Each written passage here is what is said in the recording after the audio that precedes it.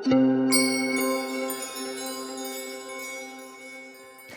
you guys, it's MacKenzie. Today we're going to be working on our scorpion transition from an inversion. So that's taking our back bend upside down.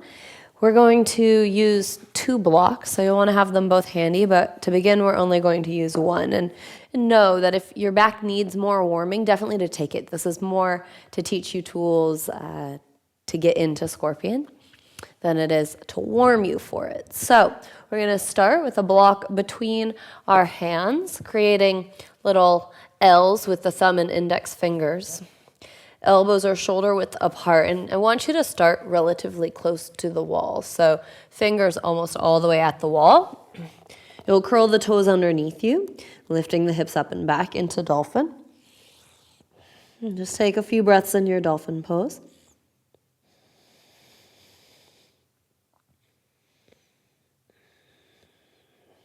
You'll begin to walk the feet in, lift whatever leg's most natural, give yourself a little kick up to the wall. From there, I want you to really press down into the forearm so you can draw your head through the arms. You're going to bend the knees, place the feet flat against the wall. You're going to press the chest away from the wall and sit the butt back into a nice hollow back position. Continuing to actively press the chest away from the wall. So we're warming our upper back here. The key to a long, healthy back bend practice is using the whole spine, particularly the upper thoracic spine versus the low back and the neck. You'll slowly straighten the legs, pull the head back through, come out, take a child's pose.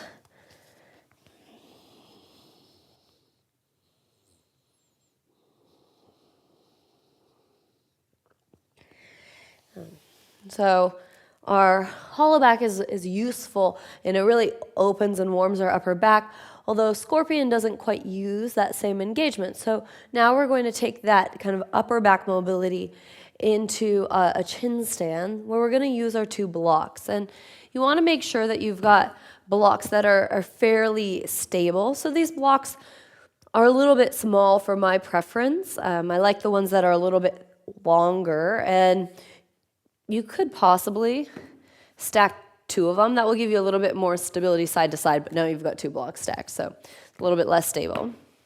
The blocks are going to go shoulder width apart. You want to give yourself a little bit of space because your head is going to go forward. So make sure that you're about 1 arm's length away. That's about how far away your blocks should be. From here, blocks shoulder width apart. The fingers go right behind the blocks.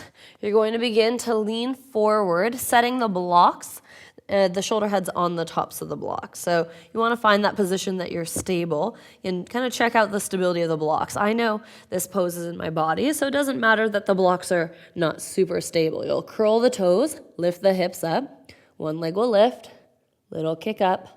You can use the wall, begin to melt the heart forward.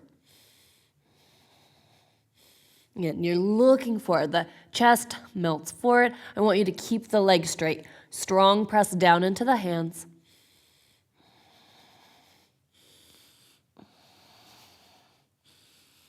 Keep melting the chest, gazing forward, legs straight.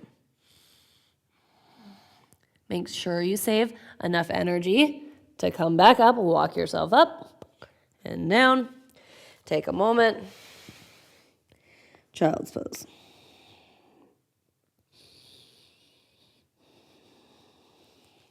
So in that variation, you should really feel a lot along the whole spine. You shouldn't feel any compression. And with the straight legs, that helps pull the energy up. When we bend the knees for that full scorpion of the toes reaching towards the head, it tends to kind of make the back bend a little bit more compressive. So with that straight leg, we get a little bit longer. We're going to take a second round. You can choose to continue to use your blocks. If you want, you're going to come down to your back, onto your back, also known as your belly, and place the hands underneath you. You can clasp the hands, so you're tucking the shoulders towards the chest here. You're going to begin to walk yourself up. Walk the knees up, chins down. If you feel compression in your neck here, it's not the variation for you. You should not feel anything in your neck. You'll curl the toes, extend the legs straight. Breathe here. Melt the heart. You're in the same position if you're on your blocks, except for the arms are like chaturanga. You'll lift one leg, possibly a little kick. Again, straight legs, breathing. Melting the chest, shoulders away from the ears.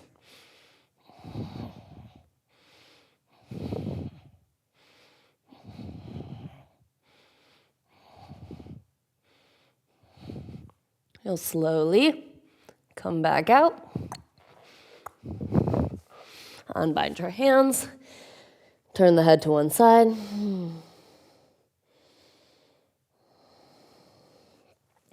Turn the head to the other side.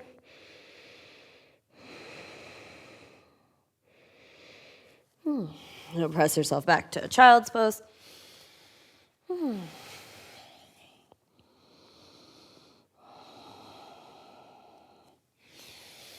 So we're going to put that into play in our Pinchamayurasana to begin, our forearm balance, which I think is the harder of the two between forearm balance and handstand.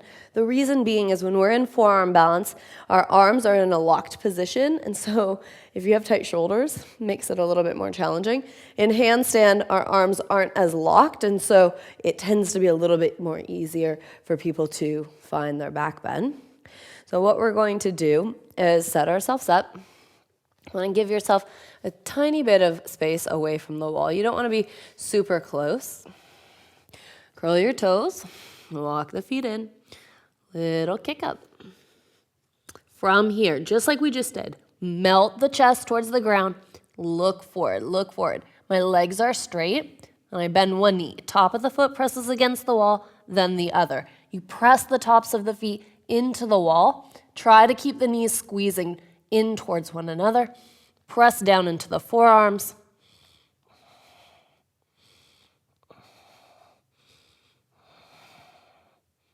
You'll straighten one leg, the other. Walk yourself back up and slowly back down.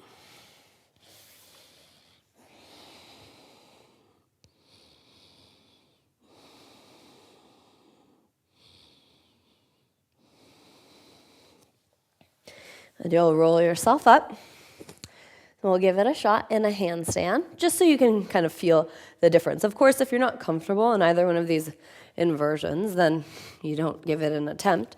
You got to feel comfortable in it first. And give yourself a tiny bit of space. You're about one arm's length away. Hands shoulder width apart. Lean forward. Little kick. Up. From here, you melt the shoulder blades together. The shoulder blades melt together, down your back, bend one knee, then the other. Press and draw the chest forward. And big toes touching.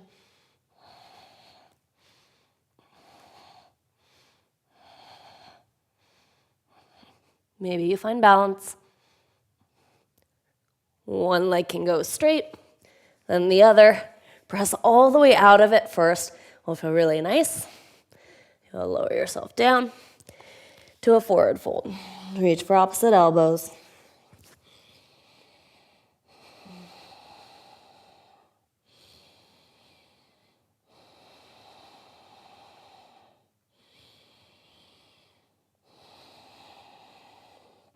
And you'll take a squat down to Malasana. So we're going to attempt either that again at the wall, or this time you play with not using the wall. So eventually we want to be able to get into it without a wall, right? There's not always walls handy when you want to do your scorpion in your forearm balance or your handstand. So we're going to start with a forearm balance. It tends to be the easier, I think, for people to find balance in. Handstand tends to be a little bit more advanced. So you're just going to scoot yourself a tiny bit further away from the wall. So you still mentally have like the safety of the wall being there, but We're not going to think about using the wall. Again, you have to have a forearm balance practice for not using the wall to be accessible. What I do want is the hands not to move. It is possible for you to do it with the hands interlaced, but this will teach us better integrity of the pose. And if you can't quite do that yet, the block between the hands will help begin to teach you how to do that. So you're going to set yourself up in just a comfortable distance away from the wall. You're going to lift one leg, find your way up, forearm balance. From there, same steps. You're going to melt the heart, legs stay straight until the heart's melted.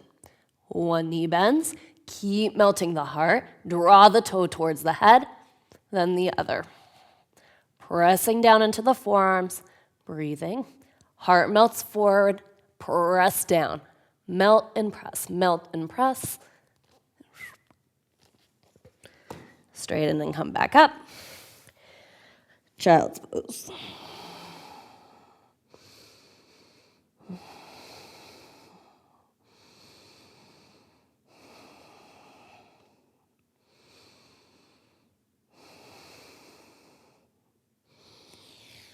You'll roll yourself up. You're going to choose. You can stick with your forearm balance, practicing with it away from the wall, or you use the wall for your handstand scorpion. We're going to try handstand scorpion away from the wall, comfortably, not that far away from the wall. And so with our legs, the reason I want the big toes touching and the knees drawing in, about hips width apart, they don't have to touch one another, is that the wider the knees spread, my knees spread apart in my scorpion, my external rotators and my glutes engage, which attach at the base of our spine by our sacrum. So the more those muscles clench, the more angry your low back will get over time. So what we want is that squeezing in of the knees so the pelvic floor is engaged, and then just subtle engagement of the hip extensors, which draw the leg back, which you need. You need hip extension as well as hamstring engagement to get those toes to the head. So again, comfortable distance away, not super close because you'll touch the wall, and hands shoulder width apart. Give yourself a little kick. Of course, a handstand practice has to be in your practice for scorpion to happen. You find your way up to your handstand, begin to melt the heart forward, maybe bending both knees at the same time, melting and drawing the chest forward.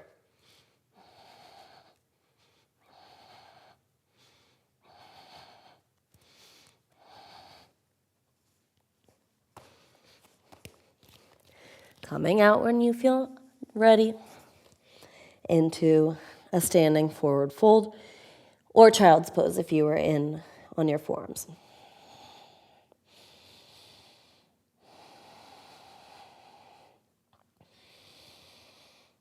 And the key is to really move slow. That if you get the heart to melt forward, then as the knees bend, you'll find that length. So the back bend should come through from the whole spine. You're going to bend your knees, lower the butt all the way down. You're going to extend the left leg straight for Marichasana A, drawing the right heel towards the hip. You're going to inhale, right arm up, leaning forward to the inside of the leg, possibly reaching for your foot. Just moving the spine in the opposite direction. Just a small counter.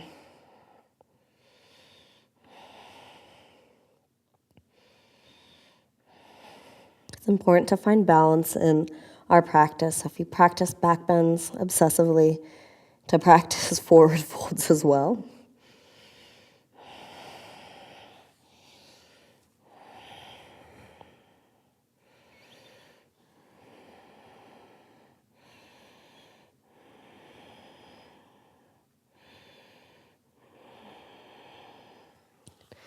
Now slowly roll yourself up to a seat. Step the right foot to the outside of the left thigh, right hand behind the hip, twisting open to the right.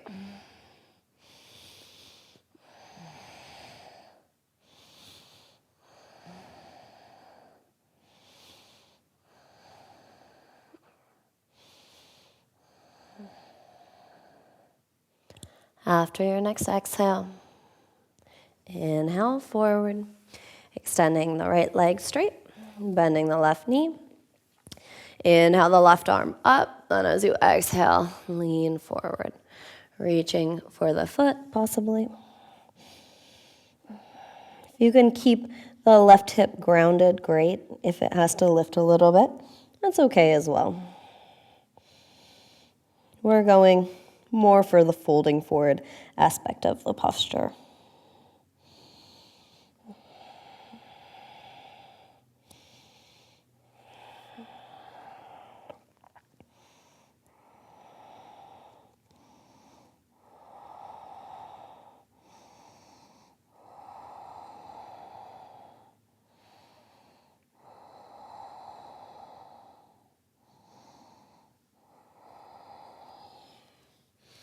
You'll use an inhale to slowly come up, stepping the left foot to the outside of the right thigh, just twisting to the left.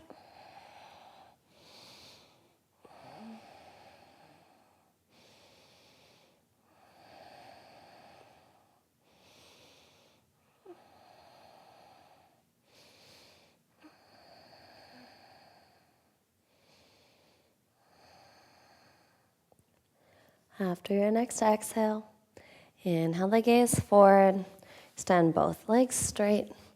Wonderful work today, you guys, towards your scorpion. Namaste.